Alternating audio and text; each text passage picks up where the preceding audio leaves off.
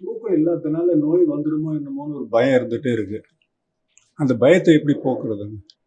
தாட்ஸாவது thinking வருமா? அதாவது இப்போ நீங்கள் வந்து தூக்கத்தை முதல்ல எப்படி நம்ம எதிர்கொள்ளணும்னு சொன்னால், தூக்கம் வந்து நீங்கள் முயற்சி பண்ணால் தூக்கம் வராது. அப்போ அது உங்களை மீறின அம்சம். அது உங்களை மீறின அம்சத்தை நீங்கள் உங்கள் கைக்குள்ளே கொண்டு வரணும்னு நினைக்கிறது தப்பு.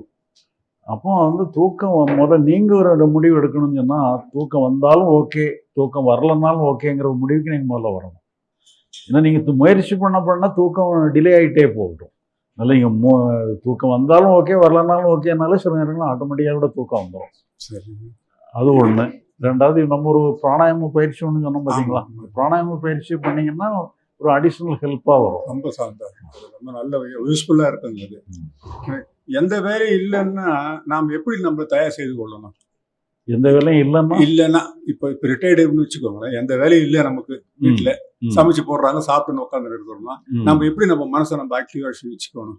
இல்லை நீங்கள் வந்து அதாவது எப்படின்னு சொல்லி சொன்னால், இப்போ உங்களுக்கு ஏதாவது ஒரு வேலை இன்னைக்கு இல்லை, ஃபியூச்சரில் கூட இருந்தனாலும் அதை பற்றிய ஒரு குழப்பம் உங்களுக்கு இருந்ததுன்னா அதை பற்றிய சிந்தனை ஓடிக்கிட்டே இருக்கும்.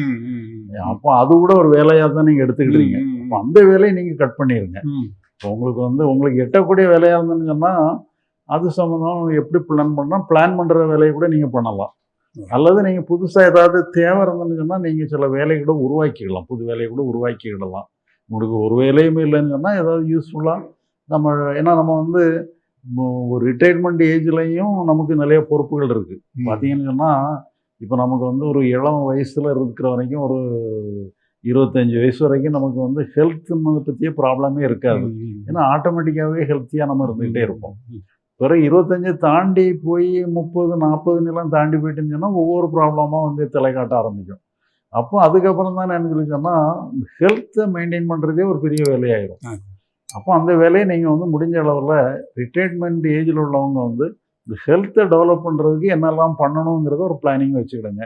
அதுக்கான வேலைகளை நீங்களே ஆயத்தம் பண்ணுங்கள். இன்னும் அதுக்காக பெரிய ஹார்ட் ஒர்க்கெலாம் பண்ணணும், வெயிட் லிஃப்டிங் எல்லாம் போகிற அளவுக்கெல்லாம் வேண்டாம். சும்மா சர்வசாதாரணமாக ரொம்ப எளிமையாக செய்கிற மாதிரி குழந்தைகள் செய்கிற அளவுக்கு ஒரு எளிமையான முயற்சிகளை நீங்கள் அதில் ஈடுபடுங்க. அது ஹெல்த்தை நல்லா மெயின்டைன் பண்ணும். அதுபோக என்னன்னு சொல்லி சொன்னால் எப்போவுமே வந்து உங்களுக்கு ஒரு உணர்வு நிலைங்கிறது எப்பவும் இருந்துகிட்டே இருக்கு. நம்ம மனோ இயக்கங்கிறது எப்பவும் இருந்துகிட்டே இருக்கு. அந்த மனோ இயக்கத்தை வந்து முழுமையாக ஏற்றுக்கிடுங்க. மன இயக்கத்தில் 2 பகுதியாக பிரிக்காதுங்க. ஒரு பகுதி வந்து இன்னொரு பகுதியை மானிட்டர் பண்ணாதபடி டோட்டலாகவே எடுத்துக்கிட்டிங்கன்னு சொன்னால் முழுசும் அதுவாக இயங்குதுங்கிற ஒரு நிலையை நீங்கள் வச்சுக்கிடுங்க.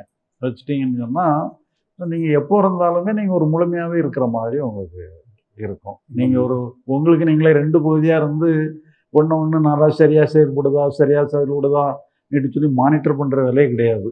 மொத்தமே நீங்கள் ஒரே நபர் தான், ஒரே கான்சியஸ்னஸ் தான், ஒரே மைண்டு தான். ஒரே மைண்டு வந்து எப்படி வேணாலும் இயங்கிட்டு போட்டோங்கிற மாதிரி அது சுதந்திரமாக விட்டுருங்க. அது மொமெண்ட் பை மொமெண்ட்டாக புதுசாக இருக்கும், லிவிங் மைண்டாக இருக்கும், ஒரு லிவிங் கான்சியஸ்னஸாக இருக்கும். இந்த 3வது தாட்ஸ் வந்து கொண்டே இருக்குது, சும்மா விட்டாலும் அது தூக்கத்தை கெடுத்து விடுகிறது. அப்போ என்ன செய்ய வேண்டும்? தானாக போய் விடுகிறது, திரும்ப திரும்ப தாட்ஸ் வந்து கொண்டே இருக்கிறது. இல்லை எப்படினாலுமே உங்களுக்கு தாட்டு வர்றது தான் அதனுடைய இயக்கம். கனவு வருது பார்த்தீங்களா? கனவுங்கிறதே ஒரு தாட்டு தான். அப்போ அது நீங்கள் தூங்கிட்டாலுமே கூட தாட்டு வருது. தூக்கத்துக்கு இடைஞ்சல்ங்கிறது இல்லை, தூங்கும்போது கூட கனவு வருது. தூக்கம் போகிற கனவு கூட ஒரு தாட்டு தான். அதனால தாட்டுக்கும் தூக்கத்துக்கும் டிஸ்டர்பன்ஸ் கிடையாது. அதனால தூங்கிட்டு இருக்கும்போது கூட தாட்டு வரலாம். பட் இருந்தாலும் நீங்கள் அதுக்கு இம்பார்ட்டன்ஸ் எந்த அளவுக்கு கொடுக்காம இருக்கிறீங்களோ அந்த அளவுக்கு நல்லது. ரொம்ப தேங்க்ஸ்.